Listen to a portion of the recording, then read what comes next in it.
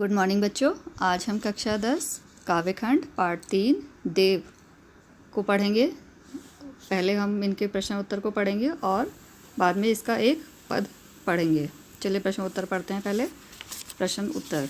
प्रश्न 1, प्रथम पद में कवि ने किसकी जय जयकार की है? उत्तर, प्रथम पद में कवि ने श्री कृष्ण के रूप सौंदर्य का वर्णन करते हुए उन्हीं की जय जयकार की है।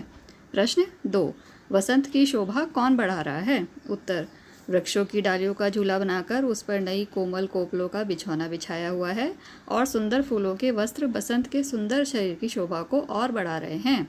अर्थात वृक्षों के नए कोमल पत्ते, खिलते फूल, चटकती कलियां, केका ध्वनि करते मोर, कूकती कोयल, महकती सुगंध और चटकती गुलाब की कलियां वसंत की शोभा को बढ़ा रही हैं। प्रश्न 3, पठित पदों के आधार पर देव की भाषा की विशेषताएं लिखिए।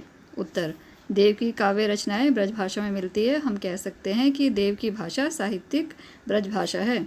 कवि देव संस्कृत के महान विद्वान होने के साथ साथ विभिन्न शास्त्रों के भी पूर्ण ज्ञाता थे। इस कारण उनकी भाषा में संभवतः संस्कृत के अनेक तत्सम शब्दों का प्रयोग मिलता है। देव की भाषा की एक अन्य विशेषता है कि उन्होंने तुक के आग्रह और यमक, अनुप्रास आदि अलंकारों के प्रयोग के मोह के कारण शब्दों को अत्यधिक तोड़ मरोड़ दिया है। व्याकरण के नियमों का भी कहीं कहीं उल्लंघन हुआ है। कवि की काव्य भाषा में एक विशेष प्रकार का माधुर्य और सहजता भरी हुई है। प्रश्न 4, कवि ने श्री ब्रजदुल्हे किसके लिए प्रयुक्त किया है और उन्हें संसार रूपी मंदिर का दीपक क्यों कहा है? उत्तर, कवि ने श्री ब्रजदुल्हे श्री कृष्ण के लिए प्रयुक्त किया है। कृष्ण जी बहुत सुंदर दिखाई दे रहे हैं, इसलिए कवि ने उन्हें संसार रूपी मंदिर में सहज सुंदरता के कारण दीपक के समान कहा है। प्रश्न 5, पहले सवैये में से उन पंक्तियों को छाट कर लिखिए जिसमें अनुप्रास और रूपक अलंकार का प्रयोग हुआ है। पहली पंक्ति, पायनी नूपुर मंजू बजे, कंठी किंकनी के धुनी की मधुराई, इसमें अनुप्रास अलंकार है। दूसरी पंक्ति, माथे किरीट बड़े दृग चंचल, मंद हसी मुखचंद जुनाही, इसमें रूपक अलंकार है। प्रश्न 6, निम्नलिखित पंक्तियों का काव्य सौंदर्य स्पष्ट कीजिए। पंक्ति सुनिए। पायनी नूपुर मंजू बजे, कटी किंकनी के धुनी की मधुराई, सांवरे अंग लसे पटपीत, हिये हुलसे वनमाल सुहाई। उत्तर, काव्य सौंदर्य बताना है इसका। प्रस्तुत पंक्तियों में अनुप्रास अलंकार का प्रयोग है, ब्रज भाषा का प्रयोग किया गया है, श्रृंगार रस है।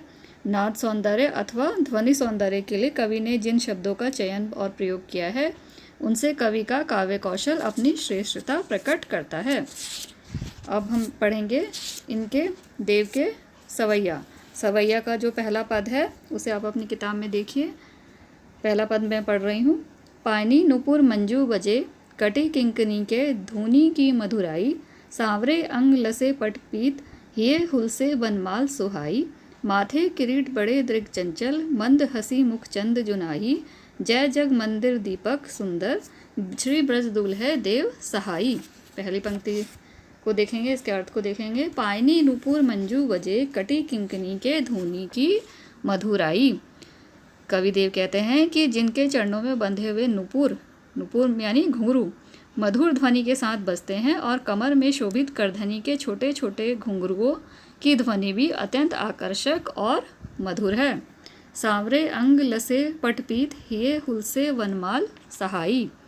जिनके श्यामवर्णी शरीर पर पीताम्बर शोभा देता है और हृदय पर पड़ी हुई वनमाला अपने खिले हुए पुष्पों तथा विविध रंगों के कारण बहुत सुहानी है, जो देखने वाले को प्रसन्नता प्रदान करती है। माथे किरीट बड़े दृग चंचल, मंद हसी मुखचंद जुनाही। मस्तिष्क पर मोर मुकुट पहने हुए श्री कृष्ण के नेत्र बड़े सुघड़, सुंदर और चंचल हैं। उनके मुख पर छाई हुई मधुर मुस्कान इस प्रकार शोभा देती है जैसे चांदनी चारों ओर शीतलता तथा प्रसन्नता फैलाती है। जय जग मंदिर दीपक सुंदर, श्री ब्रजदुल्हे देव सहाई।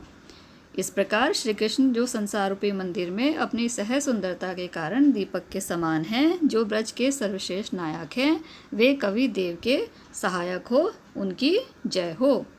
बच्चों, आप इन प्रश्नोत्तर को ध्यान से पढ़ेंगे अपनी कॉपी से देखकर और याद कर लेंगे।